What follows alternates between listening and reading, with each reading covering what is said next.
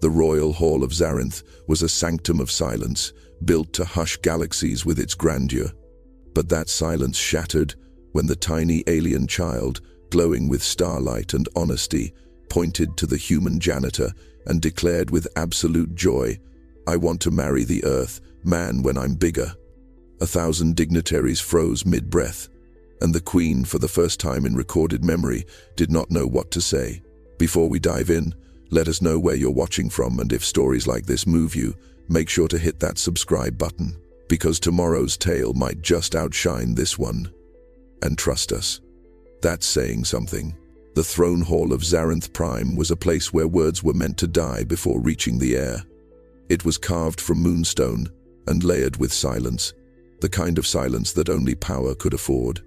Each pillar shimmered with ancient constellations preserved in crystal, and the air was so still it felt like breathing was a permission one had to earn. Delegates from 9 systems sat in arched tiers, robed in galaxies, their eyes hidden behind lenses of protocol. At the center stood the Queen of Zarinth, tall, still, eternal, and beneath all of them, on his knees, was Elias Grey, a human janitor. His uniform was a dull blue, stained at the knees and elbows. No sigils decorated it, no house crest. Just a patch that read, "Facility Technician Level C." He moved quietly, scrubbing the base of the ceremonial dais with a cloth that had seen too many surfaces. To the nobles, he was a fixture, like the venting shafts or the light channels, not a person, just a part of the infrastructure, until she spoke. The voice didn't echo, it pierced. "I want to marry the Earth, man, when I'm bigger." Gasps rippled through the chamber like a sudden storm breaking over still water. Heads turned. One elder dropped his ceremonial tablet. The Queen did not move, but her eyes, violet-rimmed and ageless, narrowed, as if trying to recalibrate the moment. The speaker was a child, a small alien girl, her skin a soft lavender glow, her white hair braided with luminescent threads. She sat comfortably on the 5th-tier noble bench, legs dangling, a plush solar pup toy clutched to her chest. Her name was Lyra, crownling of the 9th Crescent, daughter of the Queen by ancestral right, born of memory and light, and she was smiling. She pointed, not at a prince, not at a champion or scientist or heir, but at Elias. The janitor froze, rags suspended mid-wipe. He turned slightly, eyes lifting for the first time in days. His expression was unreadable, somewhere between confusion and concern, with the faintest undertone of regret. The hall was still, too still. Lyra stood, her chest glowing slightly from within. "He made the floor sparkle like stars," she said. "He's nice." He smiled at me. The Queen blinked once. Slowly. 1,000 years of rule and no protocol for this. "Child," the high voice of law said, rising. "Do you understand what you're saying?" Lyra nodded. "When I'm bigger, I'll choose him." Laughter crackled from one corner, sharp, dismissive. But it died quickly, because the Queen had not laughed, nor had Elias spoken. He returned to scrubbing slowly, like the comment had been a passing breeze, not a seismic rupture, but the silence had already broken. And nothing, absolutely nothing, was ever silent in Zarinth again. Elias hadn't spoken aloud in that hall since he'd first been assigned to Zarinth Prime 12 years ago. Not because he was mute, nor by any order, but because words, in places like this, cost more than they were worth. He had learned that on Earth, long before being shipped off-world. Here, among the crowned and the consecrated, silence was the armor that kept him from being erased entirely. But now the girl had spoken for him. The court murmured in layers, some outraged, some bemused, many whispering too quickly to be heard clearly. Lyra remained standing, chin lifted, like she had just delivered an official petition rather than a child's wild-hearted declaration. Her bioluminescent eyes searched for something in her mother's face. Not approval, not fear, just a flicker of understanding. The Queen descended 2 steps from her throne. The movement alone sent tremors through the court. She was clad in a gown that shifted colors with her pulse, crystalline folds folding and refolding like breathing architecture. Her voice, when it came, was low and smooth, a velvet knife. Elias Gray, she said, and it was the first time she had ever addressed him directly. Did you encourage the child? Elias paused. He could have said nothing. He was expected to say nothing. But there, in the corner of his vision, Lyra stood with the unshakable belief that he would speak the truth. No, he said, voice rasping from disuse. I didn't know she'd say that.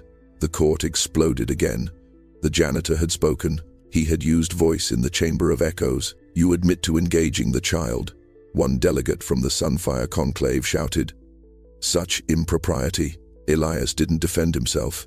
He didn't bow, didn't plead. He simply looked at the Queen and added, softly, she was crying in the corridor 2 weeks ago. No one came. I showed her how the cleaning lights make reflections on the wall. Lyra beamed. Like stars, she whispered, proud. The Queen didn't speak. She was staring not at Elias, but at the child. She was lonely. Elias added, quieter now. I didn't touch her. I didn't even know who she was until today. Protocol Advisor Venth stepped forward. His scales were polished obsidian, his mouth permanently curved in polite suspicion. My Queen, the laws are clear. Any statement of romantic intent between a minor and an off-world servant class, particularly a human, must be filed, examined, and redacted, even if issued playfully. Lyra crossed her arms. It wasn't a joke. Elias closed his eyes. The air thickened. The Queen turned her head slowly toward her daughter. Do you understand what this means, child? Lyra nodded. It means I get to choose my future, and I choose kindness. In that moment, Elias knew. The child's words would cost him something far greater than his voice, but what stunned him more was this. He didn't feel regret. He felt seen. By the time the court recessed, the story had already traveled to 5 moons and 3 ambassadorial rings. Zarinth's central information lattice pulsed with gossip disguised as alerts. A child had spoken the unspeakable. A human janitor had replied, and now the Queen's silence was no longer protocol. It was political dynamite. In the back corridors of the palace, Elias walked with the kind of slowness that suggested he didn't want to leave footprints at all. His mop hung from his belt. His cleaning caddy rolled behind him with a soft hum, trailing the scent of solvent and ozone. He kept his eyes low, his shoulders squared just enough to pass for composed. But inside, something ancient and aching had cracked open. He hadn't said that much in a room in years. His quarters were small, just wide enough for a bed, a stool, and a sink, but clean. Always clean. He set down the mop, washed his hands, and stared into the mirror. Same face. Same stubble, same scar above the brow. But the man staring back felt tilted, like something had shifted beneath the surface, the way floor tiles tilt just before a quake. He thought of Lyra's face glowing with joy, not mischief, honest, unfiltered. She'd looked at him the way his own daughter had once looked at the stars. Before the war, before the draft. Before everything was taken from him in a classified skirmish, Earth had never even admitted happened. A soft chime interrupted his thoughts. Elias Gray, the voice said, smooth and artificial. By order of the Royal Protocol Office, your presence is required for review and debrief at Chamber Theta within 1 cycle. He closed his eyes. So it begins. Chamber Theta was all glass and light, suspended in the spinal tower of the palace, like a watchful eye. Advisor Venth stood waiting, his fingers steepled over a stack of ancient protocol tablets. He didn't greet Elias. The child's declaration is recorded as legally non-binding, Venth began, but symbolically catastrophic. You understand that? Elias said nothing. You are not accused of misconduct yet. However, your continued presence in this palace during an active protocol storm is untenable. Still, Elias did not speak. Venth leaned closer. There is an out. Sign a statement that her words were misinterpreted, that you find them laughable, that your response was mechanical, not meaningful. Elias blinked. Say it was a misunderstanding. Say you're no one. He stared at the tablet, and then he did something that sent Venth reeling backward in disgust. He smiled. No. Venth's eyes widened.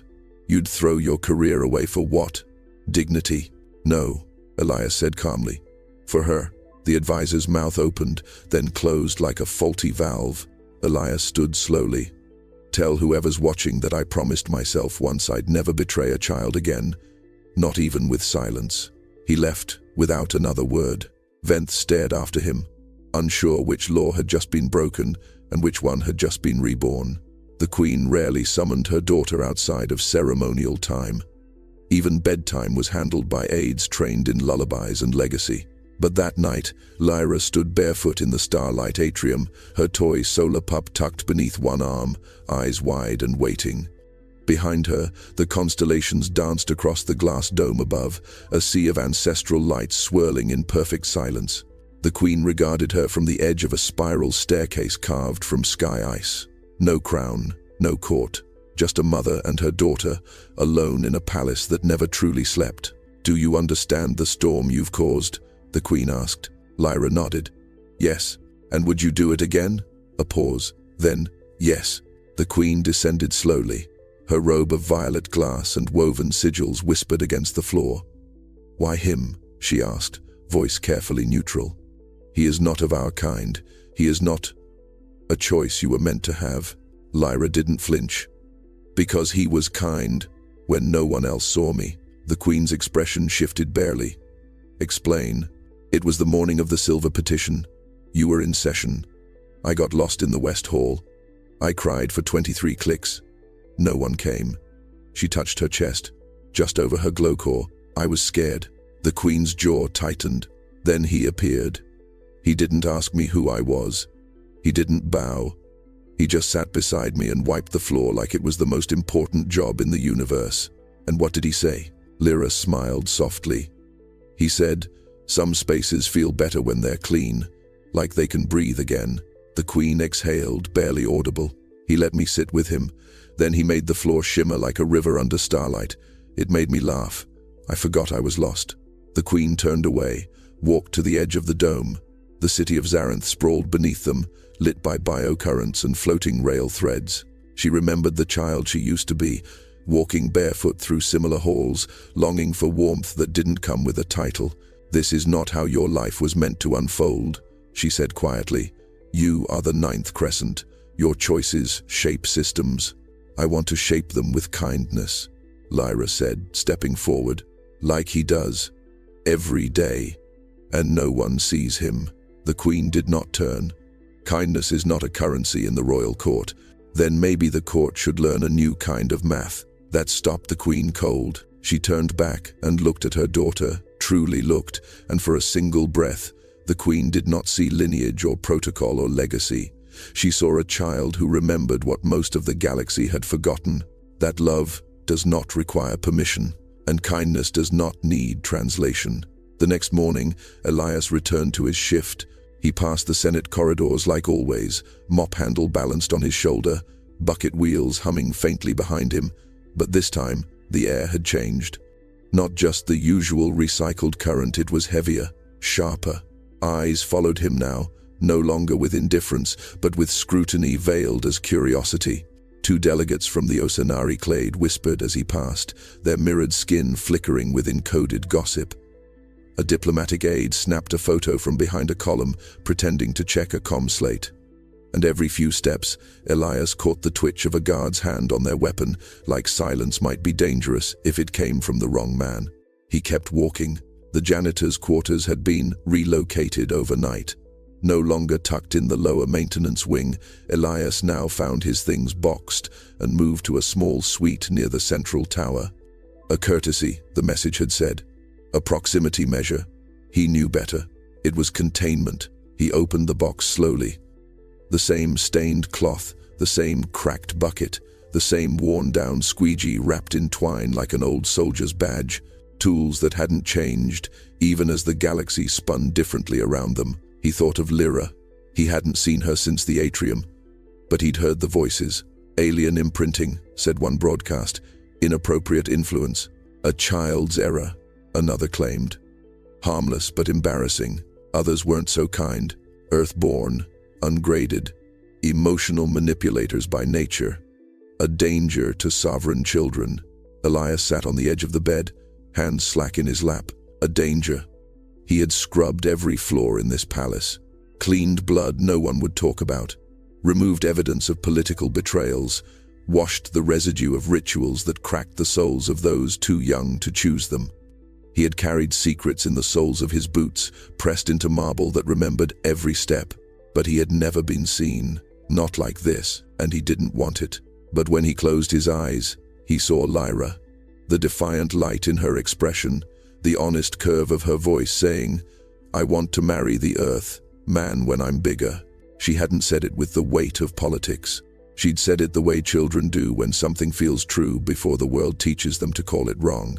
There was a knock, a guard, formal, cold. "You are summoned," the guard said.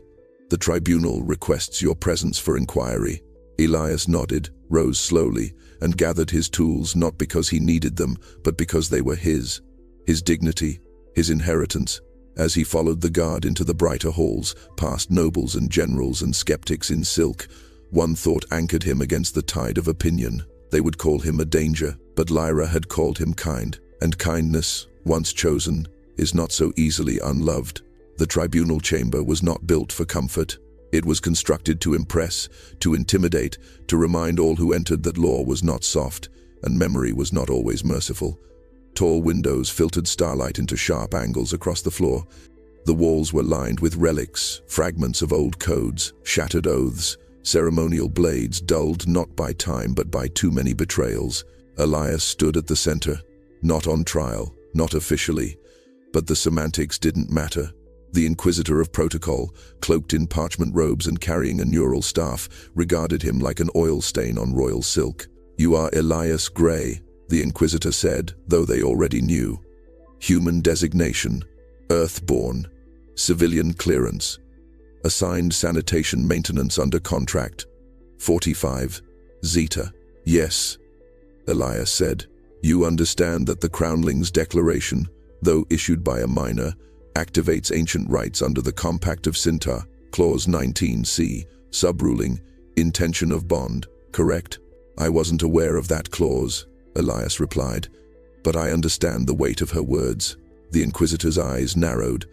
A bond declaration from a child, especially one of royal lineage, is not mere play. It sets a chain of conditions in motion, including review, investigation, and potential expulsion of any party deemed unsuitable. The last word hung in the air like a blade turned sideways. The queen sat high above, unmoving, observing, her face unreadable. Lyra was not present. "Do you deny influencing her?" the inquisitor asked. "No," Elias said plainly. Gasps rippled from the side tiers. That wasn't the expected answer, but Elias continued. "I didn't try to influence her, but I also didn't stop her from being herself." The inquisitor tapped the staff once against the floor. The room dimmed. A holographic record played above Ilias' audio and light, stitched into a perfect simulation of Lyra's voice. "I want to marry the earth, man, when I'm bigger." The room murmured again, not in laughter this time, but discomfort. No one liked when a law they had forgotten proved itself still alive. "The law does not prohibit her statement," the inquisitor admitted, "but it complicates everything: public image, diplomatic alliances, the appearance of impropriety." A pause. "There is a path forward," the inquisitor said more gently now. "You can agree, here and now, to voluntary exile, return to Earth, receive compensation, be remembered as a minor figure in a childish era. Quiet dignity." Elias looked up, slowly. "I'm not here to be remembered," he said. "I'm here because no one else showed up when a child cried." Even the chamber lights seemed to pause, as if unsure how to react. "There's no law against kindness," Elias said. The inquisitor's lips twitched. "There is," they said softly. "It's just written between the others. High above." The queen shifted, but still, she said nothing, and in her silence, the law held its breath. The queen stood alone in the archive of thought, surrounded by echoes older than the palace itself. Thousands of memory threads shimmered in glass tubes, suspended above obsidian pedestals, the recorded recollections of monarchs long since turned to dust. It was here, beneath the ever-humming weight of history, that she often came to think. Tonight, The hum sounded like judgment. She had ruled Zarenth for 2 centuries. She had navigated wars with smiles and peace treaties with silence. She had buried lovers, forged alliances in blood and song, and stood unmoved as worlds wept beneath her image. But now her daughter, her bright, fierce Lyra, had cracked the outer shell of custom with a single unfiltered sentence. The queen placed her palm against a memory tube. It flickered to life, revealing her younger self, radiant, reckless, laughing with someone whose FaceTime had blurred. A human man, tall, clever, with grease under his nails and stars in his eyes. A mechanic from Earth, brought in to repair a failing royal vessel. They had shared 3 nights, and a vow neither of them could keep. When he left, he gave her a token she still kept hidden in a drawer no one else knew existed. His name had been Elias. She drew her hand away, breath shallow. It couldn't be. That Elias Gray was lost in a mining collapse 2 decades ago, declared deceased. But the resemblance... No, she told herself. That would be impossible, wouldn't it? A chime interrupted her spiraling thoughts. Advisor Venth entered without waiting for permission, an act that would have cost him his tongue in any other circumstance. But these were not normal days. "My queen," he said, bowing stiffly. "The tribunal awaits guidance. The people whisper of royal disgrace, of contamination." She didn't turn to face him. "Contamination? Yes," he replied carefully. "The public sees weakness in your silence. They fear your daughter's affection for the janitor signals a collapse of structure." "What's next?" they asked, crown ships falling to commoners. The queen studied a spiral of dust floating in the archive light. "I remember a time," she said, "when the crown served the people, not the other way around." Venth flinched.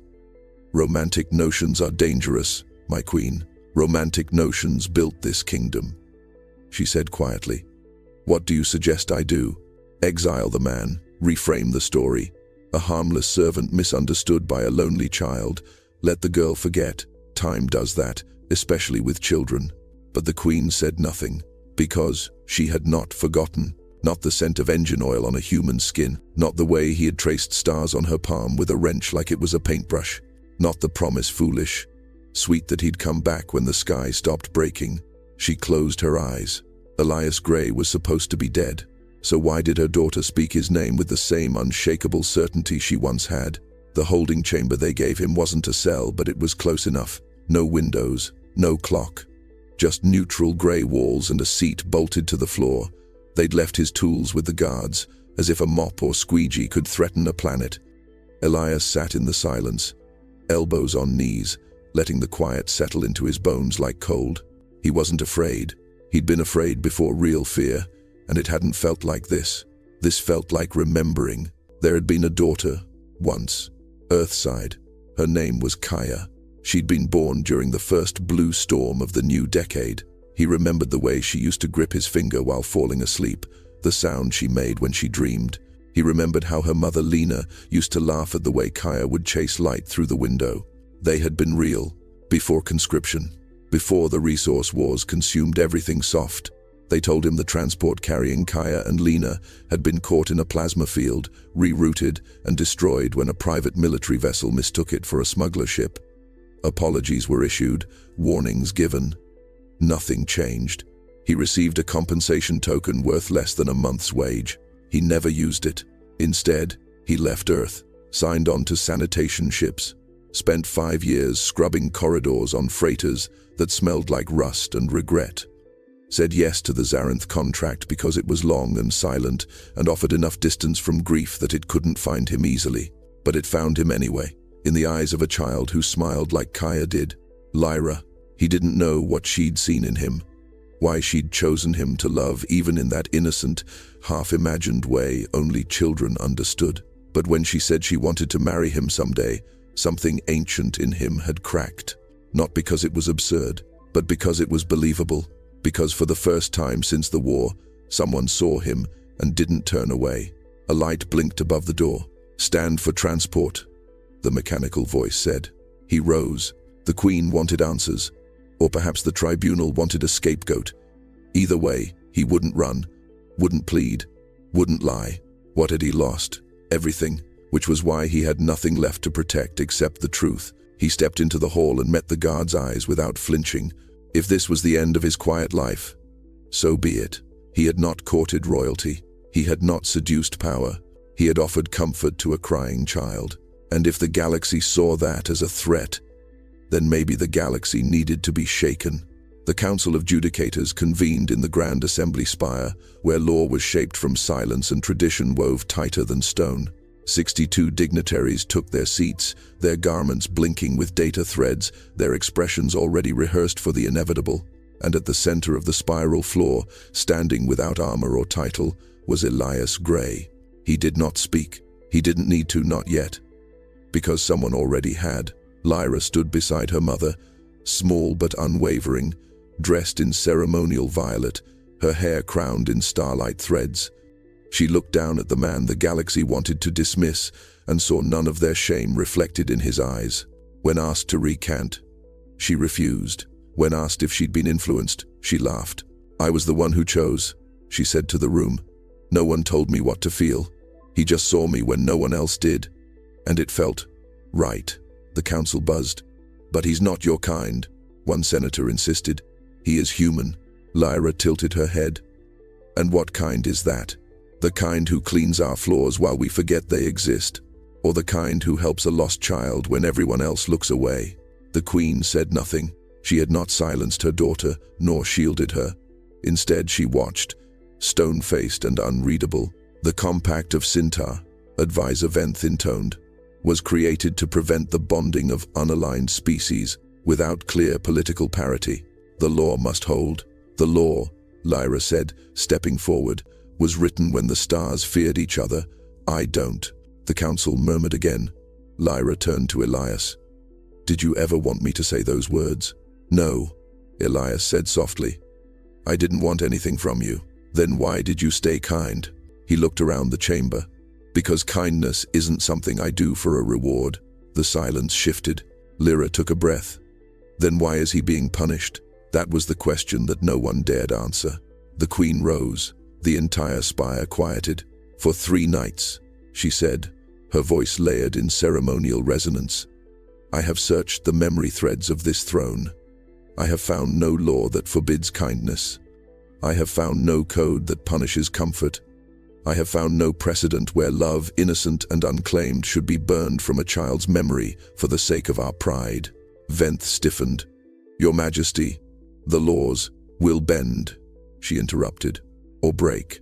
The chamber gasped. "I will not teach my daughter that compassion is a liability," she said, "or that the walls we built to protect her must become her cage." She stepped forward, descending 1 tier closer to Elias. "Starlight is not a crime," the queen declared. "And those who carry it, no matter the blood in their veins, deserve to walk in its warmth without shame." No one moved. Not yet. But the world had begun to tilt, and Elias, for the first time in a long time, felt the floor beneath him shift toward something that might someday be called home. The queen's declaration had stilled the room, but it had not satisfied the tribunal. By ancient decree, words spoken in the assembly spire could inspire mercy, but only a formal rite could dissolve suspicion. And so, a trial of intent was ordered not to determine guilt, but to divine truth. A ritual older than the crown itself, designed to reveal a soul's shape by unwrapping it in front of those who had never dared examine their own. Elias stood at the center of the reflection hall, surrounded by the floating prisms of the intention array. Each shard hovered in quiet rotation, drawing heat from memory, pulling light from regret. He was barefoot, stripped of any symbol or tool, facing a judgment that could not be manipulated with clever words or legal loopholes. This was not about law. This was about who he was when no one watched. The assembly watched from the viewing tiers above senators, generals, queens in waiting, and a child with her hands folded tightly in her lap. Lyra sat beside her mother, eyes unblinking. If Elias broke, she would see it. The Inquisitor of Essence stepped forward, robed in translucent thread that shimmered like breath on glass. "You will enter your memory path," she said, "and walk it. You may not lie. You may not turn away. We will witness who you are." Elias nodded once. The first prism flared. And suddenly he was there, back in the corridor of Earth's conscription center, watching as Lena clutched Kaya and begged the officers not to take him. The room smelled like fear and steel. His own voice echoed back, young and angry, promising he'd come back, that nothing could keep him from them. Then the prism shifted. A shuttle. A report.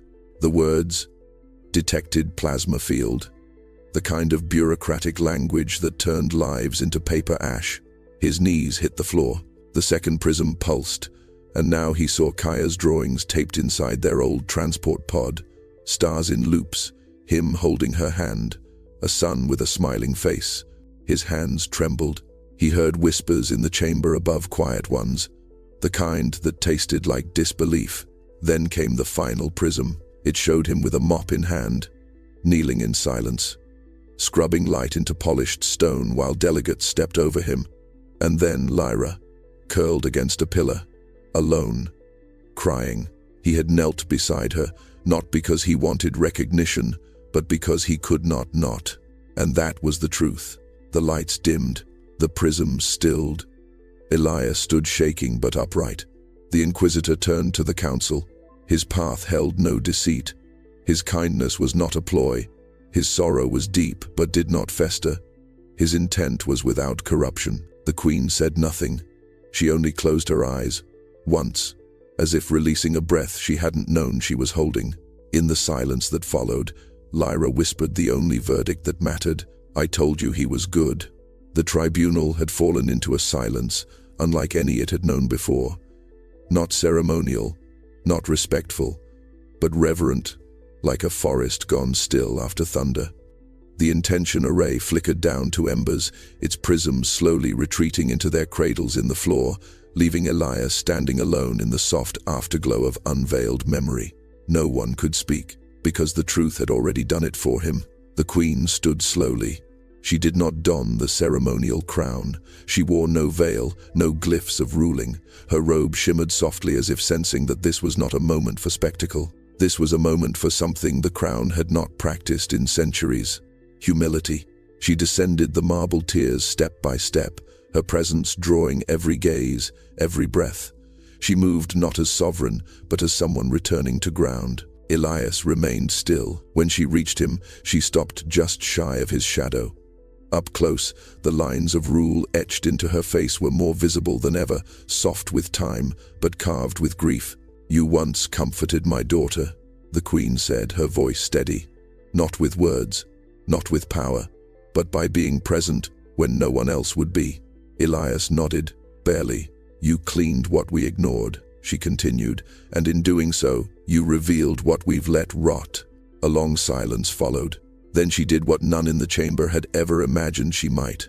She bowed, not deep, not theatrical, but it was unmistakable. The Queen of Zarinth bowed her head to a human janitor. Gasps rippled like waves through the chamber. Venth clutched his data scroll so hard it snapped. A senator dropped her lens monocle. "A child," Lyra smiled.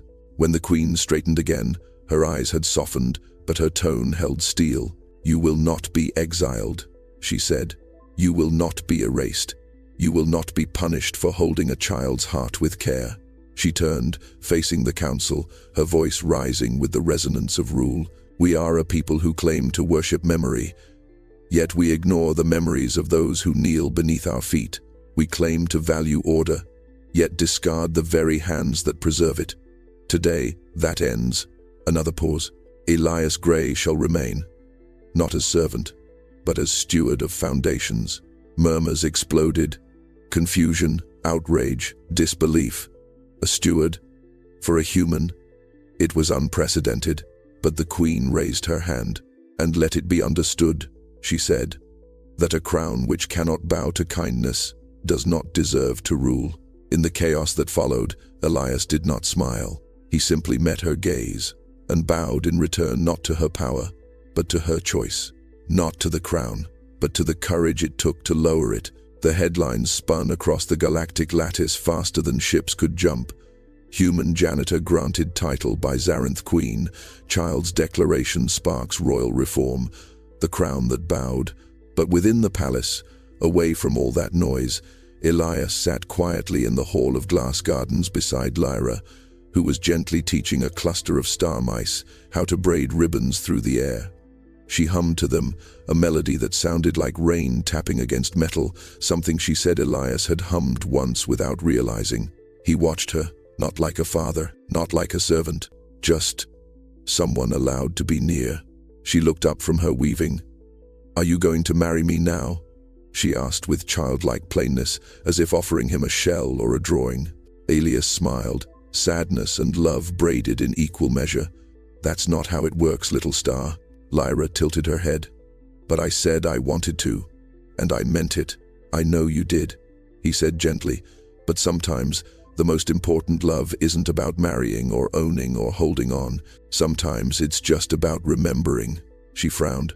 "Remembering what?" "How it felt. To be seen, to be safe, to laugh when you thought you were going to cry." She thought about that. "Like how the floor sparkled that day." "Yes," he said, "exactly like that."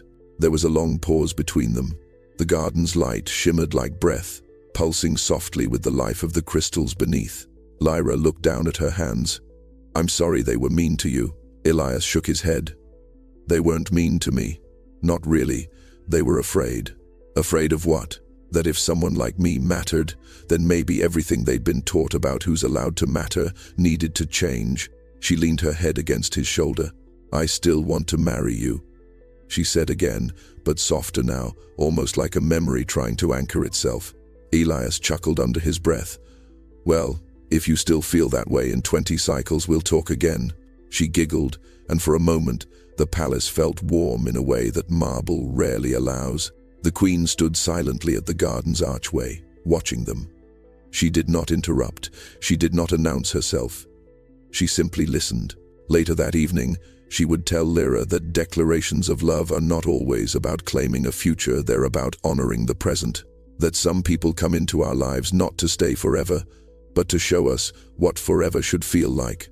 And Lyra, wise beyond her years, would nod and say, "Then I want to remember him forever. Not a marriage, but a memory.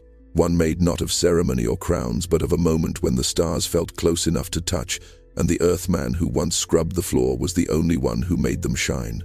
The palace did not transform overnight. Laws changed slowly. Protocols resisted. The halls remained grand, the robes remained gilded, and the guards still practiced their steps with weapons drawn like punctuation. But something deeper had shifted, something that could not be unshifted. Kindness had entered the record. Elias returned to work, though not as a janitor in title. He refused the robes of rank, declined the golden seal of the steward of foundations. Instead, he kept his mop and bucket cleaned when he wanted to, taught when asked to, and walked the halls like someone who no longer had to hide inside his silence.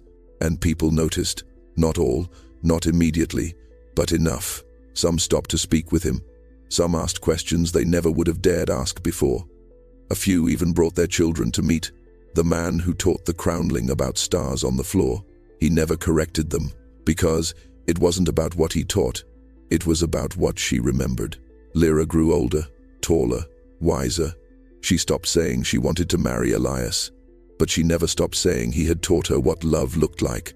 And whenever palace disputes grew too loud or politics too cruel, she found him in the lower halls, in the mop closet, in the silence.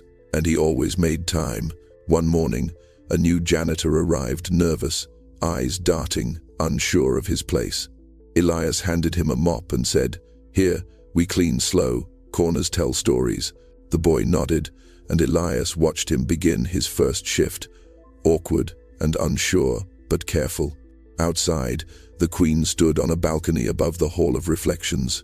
She looked down at the etched marble and saw not policies or declarations, but the ghost of a child's laughter still echoing off stone. She whispered to no one, "Let this be our legacy, not conquest, not control, but a floor made clean by care, a silence made full by trust, and a galaxy just slightly more honest than it had been the day before." And at the far end of the palace, Elias Gray sat alone in the sun-filtered atrium. The old squeegee lay beside him. The cloth he had used to dry Lyra's tears once was folded in his lap, clean and square. He did not want statues. He did not want thanks. He only wanted to keep making spaces feel like they could breathe again, because in a galaxy where everyone wanted to shine, he had made peace with being the one who polished the light. And there, beneath constellations only children could name without fear, kindness took root, not as rebellion, but as foundation.